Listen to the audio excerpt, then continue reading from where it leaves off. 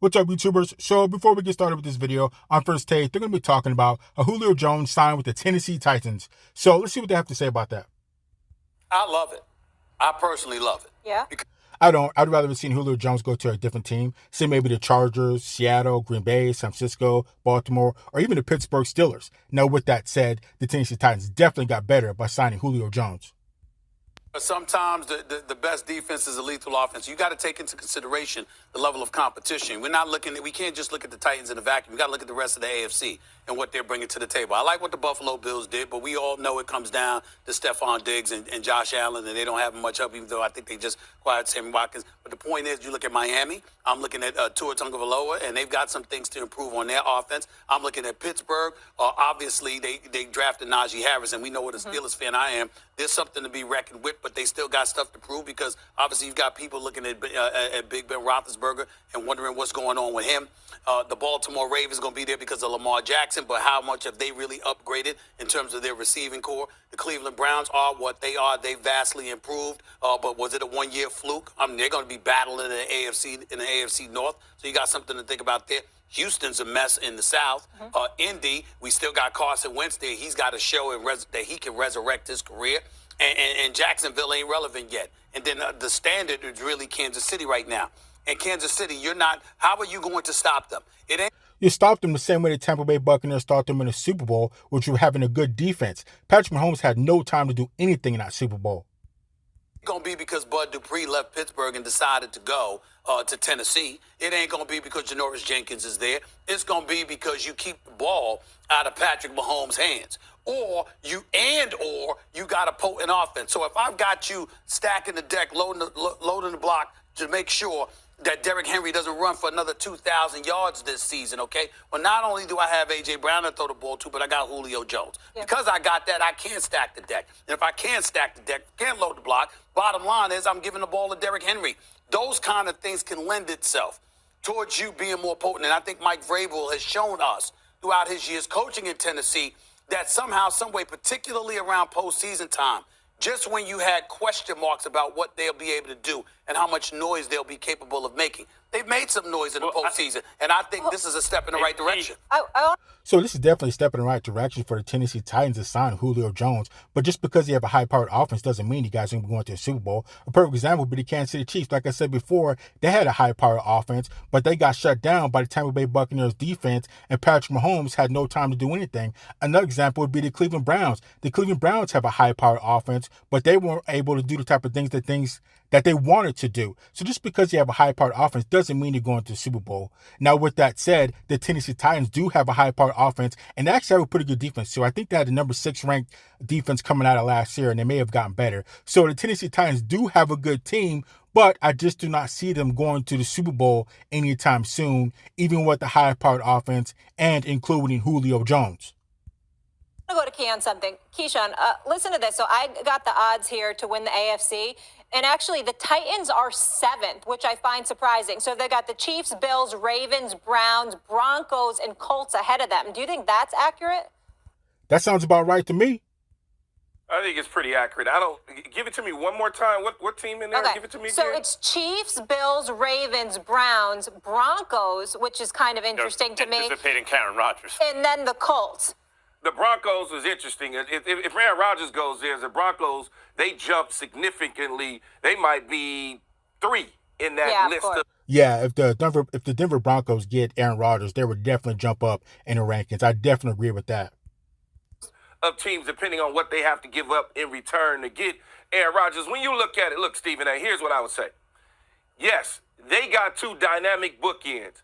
But that means you have to go away from what your staple is, which is running the football, in order to look at Buffalo, to look at Kansas City in the eyes, to even to a degree, look at the Baltimore Ravens. You say you don't know what they did. They went out and got Rashad Bateman, who they drafted, Sammy Watson. If he stays healthy, he can be pretty good, as well as Hollywood Brown. So you know what they are offensively.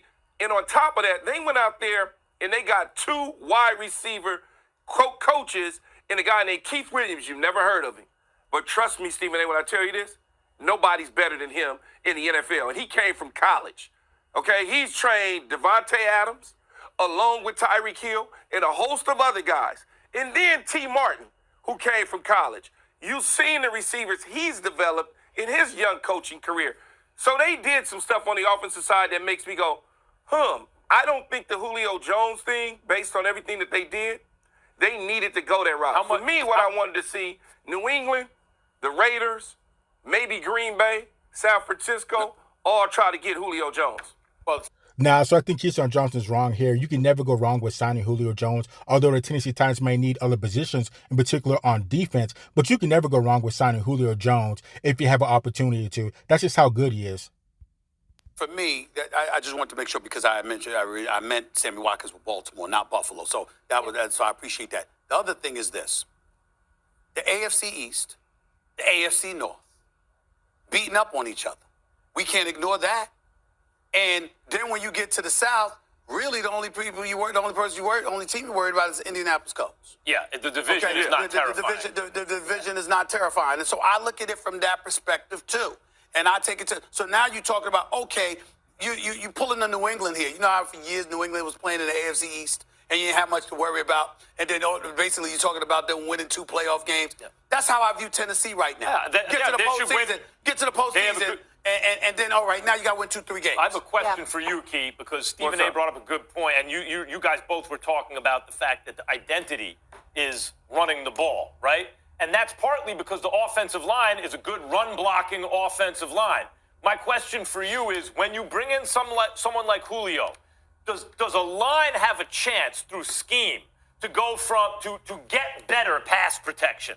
You know what I mean? Is that just, are they good run blocking because they have Derrick Henry and it's a point of emphasis? Or can they get better in pass protection? Well, the pass protection is only play action pass, right? They did that last year. Think about it. Both receivers in Corey Davis and A.J. Brown essentially had 2,000 yards between the two of them. So they do throw the football. What you got to realize in these situations, when you get somebody like Julio Jones, the mindset changes for the new offensive coordinator. All of a sudden, he thinks that the offensive identity needs to change because you got a prolific star wide receiver and you get away from doing the things that you do best.